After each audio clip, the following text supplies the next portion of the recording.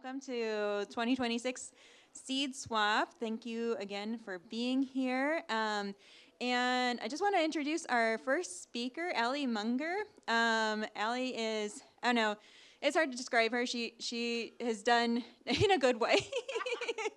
No, she's an amazing educator out at Little River Wetlands Project. She's done so much. She's been with them for many, many years. She holds a master's degree in environmental education. So yeah, she does so much. So it's hard to encapsulate this human in a introduction. Please enjoy this presentation on the projects that she's involved with out there. Awesome. Hello, everyone. Good morning. How we doing? Awesome. Normally, I talk to kindergartners, so, be kind to me, please. But yeah, my name's Allie. I'm the Wetland Educator at Little River Wetlands Project. Just by a show of hands, who here is familiar with Little River Wetlands Project? Awesome. Cool. So I recognize several of you, but I'm really excited to introduce the organization to you and our project and some things that we've been working on. I'm going to adjust this.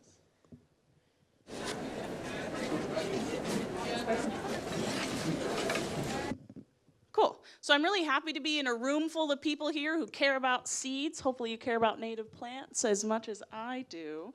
But a little bit about me. Like Freya said, I am the Wetland Educator at Little River Wetlands Project. I've been there for about 7 years.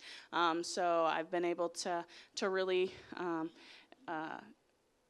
really fall in love with the project and what we're doing. So what I'm going to talk about, I'm going to talk a little bit about Little River Wetlands Project. I'm going to go into the projects that we've been doing, the support that we have, and then I'll go into our Seed to Marsh program, which is a really exciting initiative that we've started a few years ago. So, a lot of people like to say that our organization started with a flooded cornfield. So, Little River Wetlands Project, we started, did you change it a little bit? Okay. We started in 1990. We're a local nonprofit. This right here is a flooded cornfield out in southwest and in Allen County. Now it is we have a beautiful wetland there. So our organization, like I said, started in 1990 by a group of volunteers. And volunteers are crucial to our organization and have been really important since the beginning. A group of people got together and they were worried that 85% of Indiana's wetlands are gone. That's a pretty high number there. And so some people got together from some of these different organizations. It's pretty cool. We have Paul McAfee here. He's now our board president. We're happy to have him back steering our ship. And then we also have Sam Schwartz here. He is 92, and he still volunteers a lot of his time with our organization as well. So these are the organizations that got together. So Stockbridge Audubon Society, they are now Three Rivers Birding, Fox Island Alliance, the Isaac Walton League, and then Acres Land Trust. Members of their board got together because they recognized the shared crisis that wetlands were disappearing. So they got together and we formed Little River Wetlands Project. I know it's a mouthful. Some people say it's a mouthful. I do agree a little bit, but Little River Wetlands Project is a project. So our mission is to restore and protect wetlands in the Little River Valley. It's about 20,000 acres, and also provide educational opportunities that encourage good stewardships of wetlands, but also of other natural ecosystems. So that's where a lot of my job comes into play. But what you're seeing here, this is actually our project area. It's from about southwest Fort Wayne all the way down into Huntington, where the Little River meets the Wabash River. And these little orange spots here is our tracts of land that we do protect. So our organization,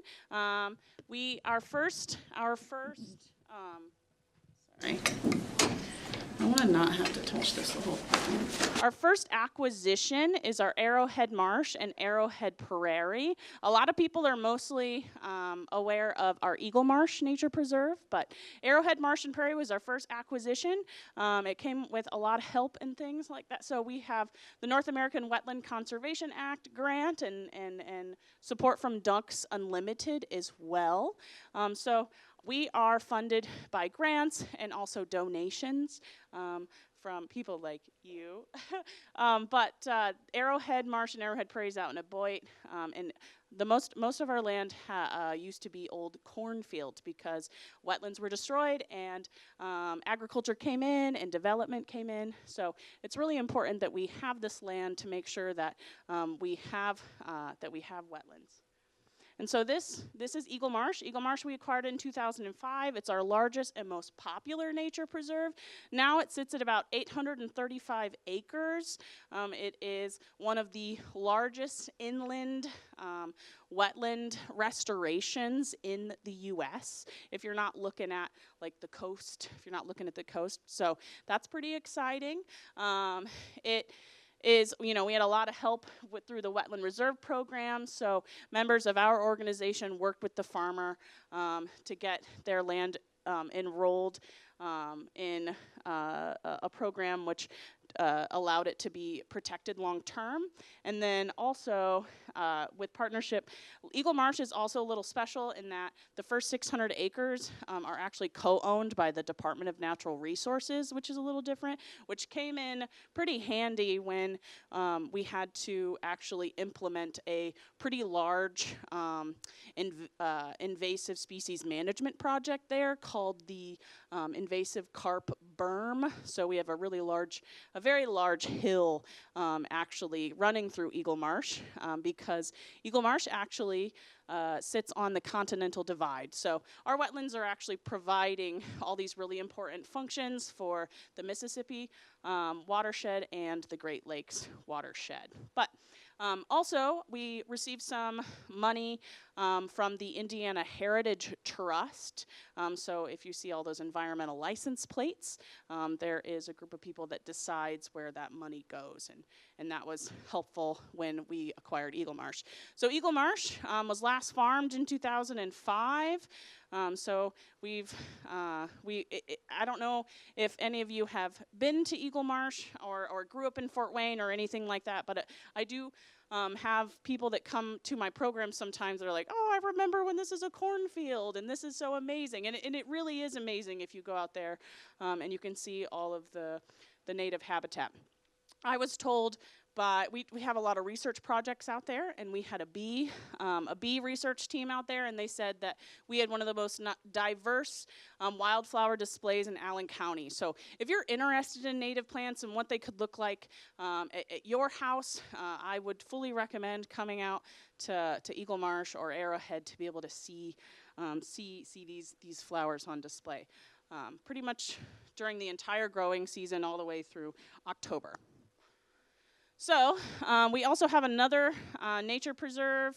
This one is closed to the public. It's called Little River Landing, and it is also a joint ownership with Acres Land Trust. Maybe you're familiar with Acres Land Trust. They protect about 8,000 acres of land in Michigan, Ohio, and Indiana. So that's really incredible. You probably, they have nature preserves up this way. But this is a long-term partnership, and it's kind of towards, like I said, it's towards the bottom of our project area. But it's pretty cool that it's down right by the Wabash River. We're working with the city of Huntington to try and get some trails out there and get it accessible to the public. I've actually never been there because it's actually, in order to get there, you have to walk through the river. So our land stewards they've been able to do that. But that's those are our the land that we protect right now. We also have a conservation easement on another land trust property. There's a land trust in Fort Wayne called LC Nature Park. They've got bison and elk, and they do education on grassland prairies. but we also have a conservation easement on their land, meaning that we own their development rights. So we're checking on them, making sure they're not building a Walmart out there. I don't think they want to do that, but we also have that responsibility, but as a land trust. So currently, right now, we protect over 1,300 acres of wetlands in the Little River Valley. If you weren't here before, our project area is about 20,000 acres. So we've got a lot more to go. But this is still quite an accomplishment, just because of where these conservation areas are. It's really important for bird migration, and we are right on the outside of Fort Wayne, so we're able to provide some really incredible habitat for the wildlife that we have there. And also all those wonderful wetland functions, okay? So I'm sure you guys are aware of the importance of wetlands, but they clean polluted water, they store flood water. If we were able to get a very large flood, Eagle Marsh can handle billions of gallons of water. They support habitat for many, many different species, including endangered species, and it's a great recreational space. So we have served thousands of people over the years with our programming.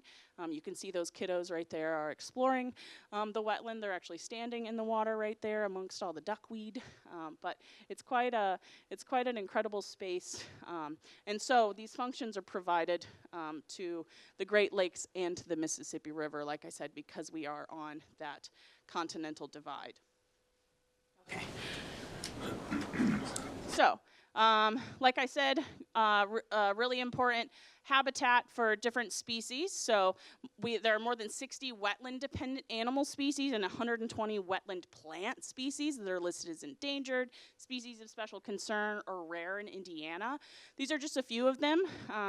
The monarch butterfly, we have a monarch festival that we do in the summertime, and we do a lot of citizen science projects. We plant a lot of pollinator plants to help support monarch butterflies and more. We also have Blanding's turtles on our property, which is an endangered turtle, so that's really exciting. We've also found Blanding's turtles that are gravid, meaning that they have eggs, so there's at least 2 of them out there. And then we've also done some different bat research, and so we've also had the long-eared bat out there. But wetlands are critically important because it does support all these other animals. And so maybe some of these are familiar to you. I don't know if you've got birders out there, but these are things that have been seen in the area. The Massasauga rattlesnake, Blanding's turtle, cricket frogs, marsh wrens, Virginia rail, bald eagles. There are many times when I'm out at Eagle Marsh leading a hike and people see their first bald eagle, which is kind of surprising, but it's not considering their history. Yeah, it's just incredible to be able to protect this land and provide a safe space for these animals here. So we could not do this. Like I said, our organization was started by volunteers, and it has continued to be sustained by volunteers. They continue to show up year after year with all of our different projects that we provide. And that they even initiate. So they let us know that the community cares because they're really voting with their time. And I think that's so incredible because you don't get your time back, right? So that is really one of the most wonderful things that you can donate. We take that very seriously. We're not giving people busy work or anything like that. If people come to us with ideas for improvements, we consider that heavily if they've got projects that they want to do, like install chimney swift towers, that we also do several weed wrangles where we are getting rid of a lot of invasive species. And then we also have lots of different educational programs that many volunteers also help lead. So I know the text is really small, but that's why I'm talking to you. So we've got some really incredible volunteers on the screen here. Nancy Kildusky here. She actually helped run the training and record keeping for our Nest Watch. So we have lots of different bird lots of different bird houses for bluebirds on our property throughout Eagle Marsh, across all the 800 acres, and then also at our Arrowhead Nature Preserve. So we've got folks that are going out there evicting mice, making sure, checking on babies and taking pictures and documenting all this. So they're contributing, they really are contributing to science in a powerful way. And then Ed and Cynthia Powers, they began setting up these nest boxes in like the early 2000s, and they actually keep a great record of our species list. So we, at Eagle Marsh, they have seen over 250 different bird species. So if you guys are birders, I invite you to come out and walk the trails and see what you can add to your list. And then Hoosier River Watch. So Hoosier River Watch has been happening since 1996. Our organization started in 1990, so it is our longest running citizen science project. So that is pretty exciting. Wetlands contribute positively to water quality, so it's nice to be able to have records of that and understand what's going on with our water. And since we're so urban and we're right next, like Eagle Marsh is incredibly urban, we have a wastewater treatment plant right next to it, and they're really good supporters of ours, and they also have employees that have been trained in Hoosier River Watch, so they're keeping tabs on the water that they're putting out as well.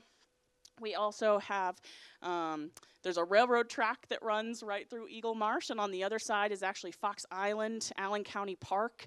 And that's pretty cool because Fox Island, Allen County Park is about, it's about 600 acres. So the combination of Eagle Marsh and Fox Island next to each other creates a good 1,400 acre area for wildlife and plants to be. And so there's also the airports right there. There's a road that goes right through the middle of Eagle Marsh, Angle Road. It's a busy road. But I was actually told that road sunk the first time, sunk when it was built in the 80s. I mean, granted, it didn't like sink under the water, but was built through historically where wetlands were, so the ground's a little squishy. But that, and then there's also, half of Fort Wayne's power runs right through it, so we're dealing with easements. There's lots of things going on out there, but it really is it's been a successful project there so far. And so we also do monarch monitoring, where volunteers go out and they monitor the milkweed out there. They're out there counting instars, so the little caterpillars in their different stages. They are looking for eggs, and they're doing that for several months. I mean, for several weeks. They're out there once a week, and they've been doing this since 2013. So we have over 10 years of data on our nature preserve about monarch butterflies. And unfortunately, it doesn't look great, but we do give away a lot of our milkweed plants. I have folks that come up to me and say, I started my pollinator garden with a milkweed that you gave me a long time ago. So it's really exciting to be able to support people in the beginning stages or whatever stage that they're at. But it's really important that these people care, and they're helping round out our data so we can better manage the land as well. So there's a lot of milkweed growing out at Eagle Marsh. I'm sure the farmer wouldn't love that too much, but there's tons of milkweed and tons of different pollinator plants out there. And so these other volunteer opportunities, because we are really close to, because there is a busy road that runs through Eagle Marsh. Oh, the landfill's right next to us, but they're very supportive of us, and that they help provide some safety features when we do our trash cleanups. We do these once a month. We have a big trash cleanup coming up in April. That feels a lot closer than it actually is, but this is happening. So we have cleaned up thousands of pounds of trash off of Angle Road because of our lovely volunteers here. we call it Trashy Thursday. We also have these large community events. We've had up to 2,500 people attend these events. April is very humbling. The weather is very humbling, so sometimes it's 42 degrees and sleeting sideways, and sometimes it's a beautiful sunny day. So, but our goal is to really get people out there experiencing the wetland and learning about how they can contribute in positive ways. So our Earth Day event, we have a lot of different organizers that come to that one. Our Earth Day event this year will be actually held we're not holding it right now at Eagle Marsh. We're going to hold it at Purdue Fort Wayne. So if you do come to Fort Wayne on April 19th, please come to Purdue Fort Wayne and come to our Earth Day event. It's going to be very conservation focused, and we're not really going to have a ton of vendors or anything like that. It's very conservation focused. We want people to be able to make a difference right at that event and do an actionable thing to help, support the planet. And then also we have our Monarch Festival. Monarch Festival is in September. It's pretty incredible. The flower display, we have lots of yellow flowers, cup plant, the sawtooth sunflowers. They're really incredible and really beautiful at that time of year. It's kind of magical. And we also have a pretty good team. We call them our caterpillar crew. They rear monarch butterflies, and then we do some monarch tagging. So we're putting serial numbers on the monarch butterfly wings. It's about September, so they're going to be making their way down to Mexico. So we do some tagging there, and then people can experience the wonders of pollinators. They can get native plants. We grow plants, and then we also Heartland Restoration. They've also given us some plants as well to give out to the community, so they can either start their pollinator garden or beef it up some more. But that's a really incredible event. And these large events, and we also have an urban turtle festival to support the turtle research that we do at our marsh. We haven't had that festival in a couple of years. We'll see, but that has been a fun one in the past. But these festivals take about 90 volunteers to put on, but they bring in a lot of people, and it's really exciting to get them exposed to different ways that they can contribute. So we do a lot of different things. We have a lot of different volunteer opportunities, but we do a lot of different educational programs. So we offer a large variety of programs from pre-K to gray. So lots of little guys learning from our older fellows too, like John Niemeyer, incredible volunteer. He's been volunteering for, I don't know, more than a decade, and he's out there. He loves to teach kids. He's a retired forester, so he can tell what a tree is just by looking at the branching in the wintertime. It's amazing. But there's lots of learning happening from our community. It's intergenerational, and it's for groups of all abilities. And so these programs that we do, we have short hikes for short legs. This is for ages 3 to 5. So that's a really fun program that we are able to reach our preschoolers there. We have, like I said, I went through a lot of our different volunteer programs. Picking up trash isn't that glorious, but it is very, very important. And then we also, if you are interested in exploring all of our different nature preserves, we have a program called the Little River Ramblers, and they meet every Tuesday from 9 to 11, and they rotate through our different preserves and through our different trails. If you want to learn, that's when I first started working here. I'm not a scientist. I'm not a botanist or anything like that. But if you want to learn anything, I like to say there's 3 different speeds to Little River Ramblers. There's the fast group that's going. They're trying to get their walk in and get their steps in. There's the middle group. They're talking a little bit. Sometimes they'll stop and look at something cool. And then there's the last group, and they're looking at all the different plants. They're IDing them. They're figuring out what they are. So there's lots of learning happening from the people that attend that. And then Sam Schwartz, the fellow that I showed in the beginning, 92, one of our founders, he does something called a creature feature. So he can sometimes go on a little bit, but it's really good stuff. And so you can learn from him a little bit and then go on your merry way. So that's a fun program. And then I do lots of public hikes and programs. So the topics range pretty heavily.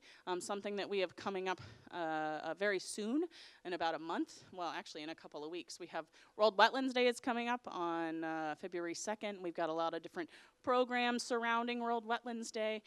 We've got some birding hikes. We're partnering with Acres Land Trust, LC Nature Park, the City of Fort Wayne,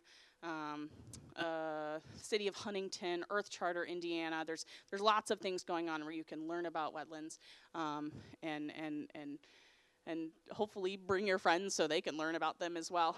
So we have a lot of different public hikes that change throughout the year. From Freya even does like an invasive species thing, so that's a really cool program. So be on the lookout. And if you're interested, if anybody's interested, my information will be at the end, and you can sign up for our e-newsletter. I also have a table out there, and you can sign up for that as well. And then we also have our Breakfast on the Marsh program. Breakfast on the Marsh, this is actually the 20th year that we've had Breakfast on the Marsh. We do one presentation a month about things that are nature related. Our next one will, our February's program is actually, we're gonna be hearing from the riparian team from the city. They're gonna talk about how they how they're working on the rivers, along the rivers, restoring the sides of the rivers and hopefully contributing to healthy rivers. Also dealing with like debris and things like that. So that'll be a really cool program. We have some other ones coming up as well. So that one will be, it's a nature related presentation. So come on out to that as well. And then our volunteers, they are really incredible because they do take ownership for I mean, Little River Wetlands Project is something we want everyone to get involved in, and a lot of our initiatives happen because of these volunteers. We've had groups of volunteers that have gone out to nature preserves and eradicated a lot of calorie pear. Shout out Mike.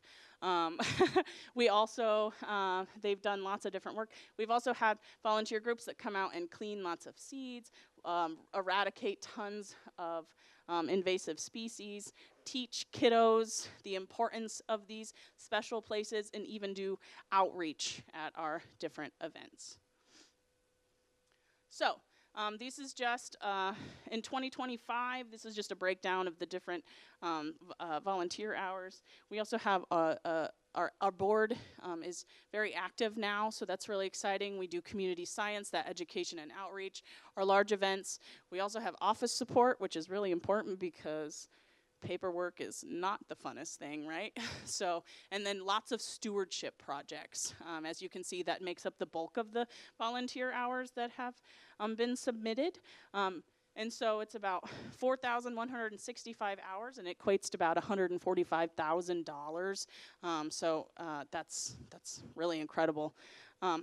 So our volunteers really do show up every year to help support the work that we are doing. And so here's just some other 2025 impacts. We picked up over 1,000 pounds of trash, hundreds of acres. We did 300 plus hours of trail maintenance and burn lanes. We've also had over 300 volunteering attendees. I will talk more about that program. And then our community science has been, 6 different projects have been supported. And so we've also done tons of different education. The thing is, we have a very small staff of about 5 people, and 4 of those people are full-time. And so the reason we're able to make such a large impact is because of the volunteers and because of the partnerships that we have. So here is just some of the pictures from the marsh. And then so here's some partners that we've worked with. Goshen College, Ivy Tech, different colleges, Indiana Tech, St. Francis, different schools. They come out to our programs. We serve close to 5,000 kids a year with our free programming that we do. Kids are coming out learning about decomposers, the importance of wetlands, native plants, and they're making a difference when they come out because of our Seed to Marsh program, which I promise I will get to. And then these are some other really important partnerships that we've had. The Allen County Public Library is very supportive of what we do. They put out a lot of information for us. They are an incredibly underutilized resource. So support your local library. I'm sure you guys do. And then the Indiana Master Naturalist Program. Is anybody here an Indiana Master Naturalist? Yeah, that's awesome. If you haven't done that program, I would encourage it. I'm sure we've got Master Gardeners in here too. Awesome. So they, obviously you guys have to contribute volunteer hours, and we love it when you contribute them to us. And we like it when you stay too. So it's really, they have been, that program has been instrumental in our volunteer recruitment as well. And then pollinator partnerships. I know some granting things have changed with Pollinator Partnership, but we worked with Pollinator Partnership and we did a lot of seed collection. They did a lot of seed collection, and they had a program where they were able to give out seeds and give out plugs to community members that applied for these things to expand pollinator habitat in their yards as well. And that's, I feel like what we do is very, is pretty similar. And so with the programs that we've done, we run over 260 public programs a year. That's with our educational programs and our volunteer programs. Our volunteer programs really are educational, so people are getting hands-on experience with activities that they can apply at their homes as well. And so we do lots of big partnerships with Big Brothers Big Sisters, the zoo, AARP, and then we work hard at maintaining our relationships with them and deepening them. And just this past year in 2005, we also did a bio inventory. If you guys aren't familiar with a bio blitz or a bio inventory, we had about 130 scientists come out to Eagle Marsh. This is the first time they've been out in 11 years. They took, we're still waiting on the results, but they took an inventory of all the biological things out there. So it'll be really exciting to get that information back, hopefully in the spring. And then also, my coworker David thought it'd be really cool to start a podcast. So we have 1 year under our belt for conversations on the marsh. You can listen to my voice and other very, very important people in the community about the importance of wetlands. There's a great native plant one with Laura Stein, but be sure to check that out. You can find that on our website as well. But yeah, so that is a little bit about Little River Wetlands Project. Now I really want to dive into our Seed to Marsh program. So our Seed to Marsh program, we started it in 2018. So we realized, restoration shouldn't really just happen behind the scenes, and it really hasn't. I mean, lots of volunteers have contributed to our restoration, and we want people to continue to contribute.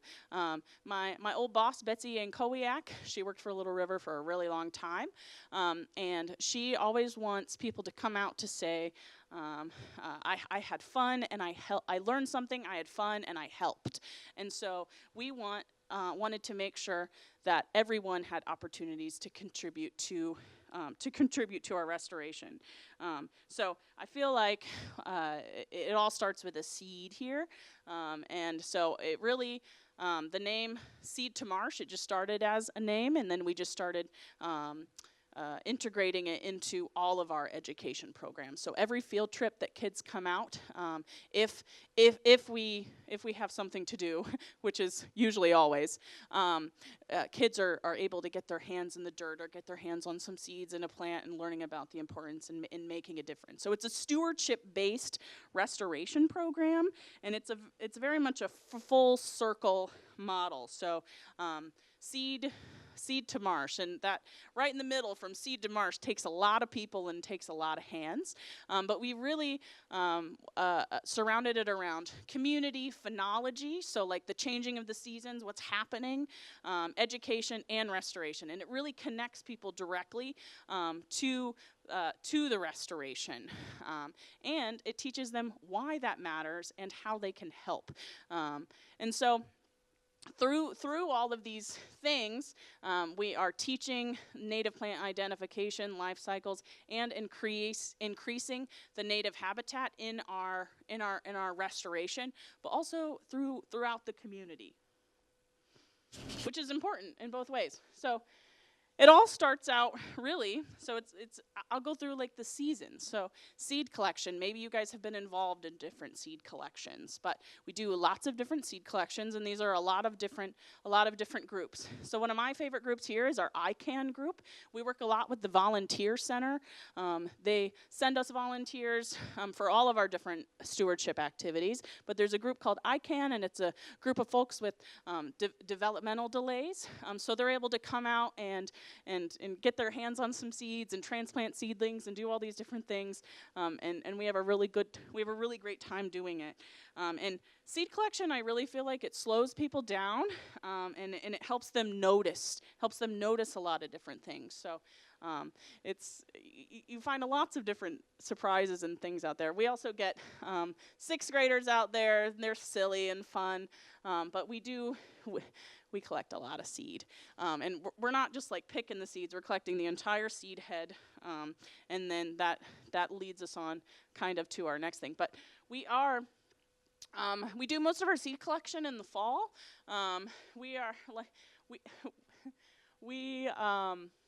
We're not, like I said, we're not botanists or anything like that. So we're trying our very best. We're learning from different people in the community about which times work, what plants we're after, what plants are easy to grow, what plants do people want, what plants do we want in our restoration, what do we have the capacity for. So we've done lots of learning throughout this entire process. But once it comes to seed collection, we got to process those seeds. So we do lots of seed cleaning, and so we work with a lot of different schools to help us with that. So this picture right here is, oh goodness, what school was this? Bishop Luers. Bishop Luers, they have a community service day, so we're working with about 200 kids to help process a lot of those seeds. That plant right there is senna, actually, so they're pulling out all the tiny little seeds out of those seed pods. And then all the leftover stuff, the chaff, which is the seed heads and the other material that's not the seed, we put those back in bags and we spread those across the preserve because, we don't collect all the seeds, and so we're still giving them a chance to grow, adding nutrients back to the soil, and probably some food for some wildlife out there too. And so there's that ICANN group here, cleaning more seeds, and then this is one of our most popular volunteer events. You could probably see why. We might get a little soil in our beer, but it's a really fun time to get people connected, and it's very much a volunteer. So it's you don't have to drink beer to attend it. It's an all ages event. It's an all ages venue. So we have lots of people out there getting their hands dirty, getting in some soil. We bring lots of different seedlings.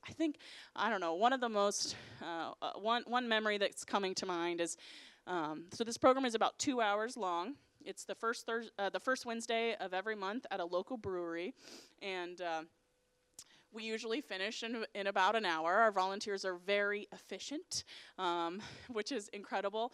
But it really is a time for volunteers to get together with like-minded people, but also make a difference. It's really, really helpful to us. So we've been averaging at about 30 people for those events. So it's been really exciting to do that. And it's a large it's a large range of people too. So we get lots of little kiddos. We get everybody can come. It's an all ages thing. So it's and our relationship with Hop River, the brewery, is really fun too. They've planted some native plants from the plants, some of the seeds that we've provided as well. But it's a really good time. And so now we're to seed sowing. So when we come to seed sowing, some of these seeds we also stratify. So as some of you might know, native seeds need to go through kind of a winter simulation if they're not outside. So sometimes we're throwing seeds into wet sand and we're throwing them into the refrigerator for 30 to 60 days, whatever that seed, whatever that requirement is. So that is also sometimes a step. So we've worked with MLK Montessori. This is a Montessori school where we've brought soil. They have a tiny little greenhouse that they've grown plants in as well for us.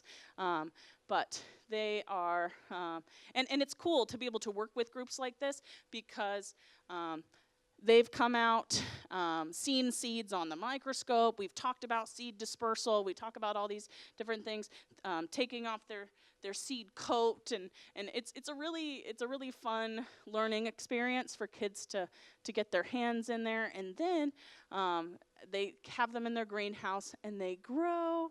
And they grow into these tiny little seedlings, and then we transplant them into bigger pots so they can grow. But I feel like it's really neat to be able to see kids watch their plants start to pop up in their greenhouse or in the windows of their school, because then that leads us to seedling transplanting. So we've done seedling transplanting at this volunteering event as well.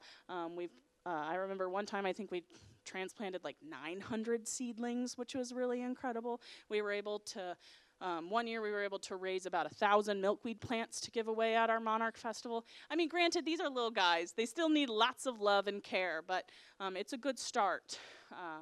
But yeah, so this brings together our community members, and yeah, I mean, it's a visible success, which is really exciting. And then we take them all back to the marsh. Some people take them home, and then we also keep them out at the marsh. We allow them to grow big and tall and strong. Sorry, that's what I say to the kids. And then we put them in the ground. So we are then putting them in the ground at our nature preserve. So there are areas that our stewardship team is out there treating invasive species. And then once you treat invasive species, you got to put something down, right? You got to put something down. So we've been able to create seed mixes for areas that we have removed a bunch of invasive species, then we want native, beautiful native pollinating plants to grow. We've also been able to so this is that school again, the Montessori school here. This is them. We actually did a planting in their yard, and so they've been able to collect some seeds from their yard and do their own thing now, which is really exciting. And we've been able to give away hundreds of plants at our different events, whether it be Earth Day, Monarch Fest, or we have too many plants that we don't know what to do with, and we need to give them away. And then we also have lots of seeds. So if you're interested, after this talk, I have a booth over there, and we're asking that, I do have some seeds that if you're interested in growing some, you can take some as well. So yeah, so stop by over there and get on our e-newsletter as well. But it's really awesome to be able to give away a lot of these different plants. And it's really fun. You know, we do have a lot of fun doing all this. We have a really cool microscope that we're always looking at seeds underneath and other things. But we're also making native seed mud balls over here, so kids can take them home, or they can fling them directly into the marsh. They can catapult them right into the marsh. We've got some interesting things there, but we want to make learning fun. And I also think throughout this process, you're engaging a lot of senses. So it really is an incredible project. But like I said, it is. We have shared stewardship happening. So everyone's invested in what's going on with these plants, and we even have certain areas that have planted that some kids are like, I'm going to bring my parents out here so they can see the pollinators that we planted. Granted, you probably got to wait about 3 years for those plants to bloom, but the excitement is there, and we hope that continues to create action and care. But throughout all this, we do have all these different opportunities that we offer, but we've also worked with different schools and different organizations as our growing partners. So we've worked with like Purdue Fort Wayne, or the University of St. Francis, the MLK Montessori. So these are those kiddos again in their tiny little greenhouse. And so they're growing seedlings. And sometimes, you know, the school year ends, so we take the seedlings and we grow them at home. But so at whatever stage, however they can help us out, we are grateful for that. We had a garden club at Concordia High School. They took them from seed to plant, and then we put them in the ground. They were also able to give them to their different classmates and things as well. So there's a large list of people: Carriage House, ICANN, Girl Scouts, Bishop Lures, St. Francis, the Green Club, Canterbury High School. They've all done lots of different, they've contributed a lot and are growing. The cool, Canterbury even, they built some cold frames, which was really cool, and they did some winter sewing for us. So, you know, it's great to be able to work with teachers that are also excited about this. And so this is just some 2025 impact from our Seed to Marsh program. So we had 5 seed collection events, and we collected about 22 native species, and then we did more than 10 cleaning events. We're doing a lot of seed cleaning at our volunteering events in the wintertime, but we cleaned over 10 pounds of native seeds. And I don't know if you guys know anything about the cost of seed, but it is kind of expensive. So the fact that we're able to collect seeds from our nature preserve and put them back in areas it's really cool to be able to do that. And then also we've planted over almost 400 plants in the ground and seeded over 2 acres. I know we have hundreds of acres, but it's really nice to be able to seed them from our own seeds. We've given away over 200 plants and even more seed packets. And then also, this matters because of cost, right? Like I said, it's costly. And then also, we're keeping seeds from this area in the area, right? So we're talking about the local genotype. And then it's also really incredible volunteer engagement. So people are able to, like I said, come out here, learn, and apply these things on their land. And, you know, we're not the ones out there always teaching, you know, there's lots of teaching happening between the volunteers as well. And so, oh yeah, there's this as well. So these Bishop Lures students, over 200 students, they packaged up over 550 different seed packets, and then also cleaned about $1,100 worth of senna. So that's pretty incredible. So it's really awesome to be able to think about one little plant going in the ground. This is from that planting at the school, how many hands could have touched this one seed. So I think that these numbers here really represent people, time, learning, and care, not just the plants. And then this little guy right here, we really can only do so much with the teeny tiny staff that we have, but many hands have carried this program pretty far, and it's really nice to be able to get more hands involved. So, you know, if you guys, I'm super gracious for the volunteers that we've had, and I really hope that maybe you guys feel a little inspired to contribute to your local areas that might be doing seed collection, planting, things like that. We also have different volunteers that give us seeds from their property. They're like, here are all these milkweed pods from the milkweed plants that we got from you. So we appreciate all the time that's given to us, the expertise that's given to us. But whether you plant one seed or not, it really does all matter. So many hands contribute to one plant. So that's a little bit about our Seed to Marsh initiative, about Little River Wetlands Project, and I'm really glad that you guys were here to listen to that today. So if you have any questions, please let me know. Cool.